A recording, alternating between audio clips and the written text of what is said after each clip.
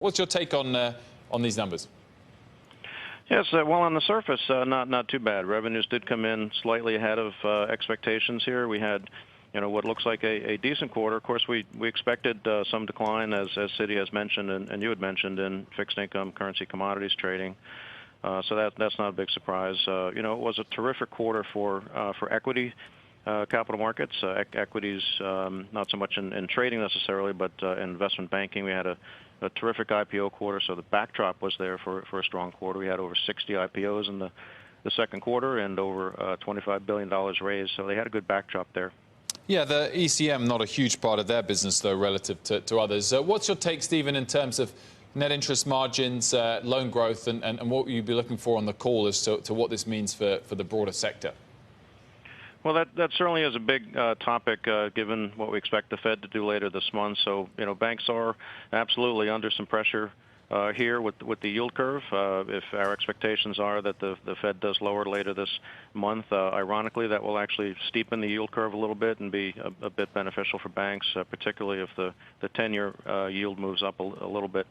But overall, the lending environment has not been that stellar either. We've had a lot of uncertainties for corporations, a lack of business investment spending, and so really that environment and their take on it will be pretty critical, as well as their impact from rates. Of course, Citi is one of the least asset-sensitive banks among the large ones, so that's a slightly lower short-term interest rates are going to have less impact than say, a Bank of America.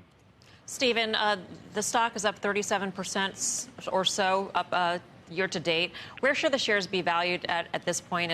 The price to book is 0.9 or so. The 5-year high is 1.1. Where should we stand?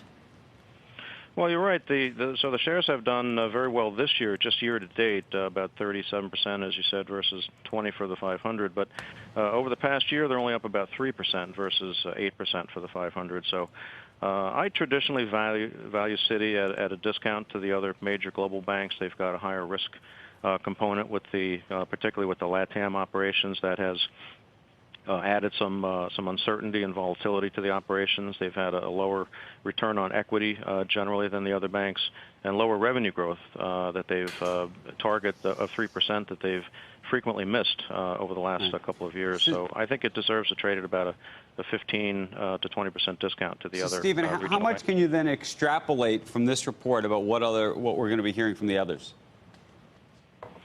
Well, I think as you look at the fixed income, the big swing factors like fixed income, currency, commodities trading, and we're looking at a pretty soft environment in 2Q. I don't think Citi tends to be a bit less of a bellwether among the major banks. They're among the league tables. They're 5th in investment banking, 4th in M&A advisory. They're a global powerhouse in global fixed income. So that's one to take watch, but I tend not to look at the Citi as a bellwether for some of the investment banking or other areas.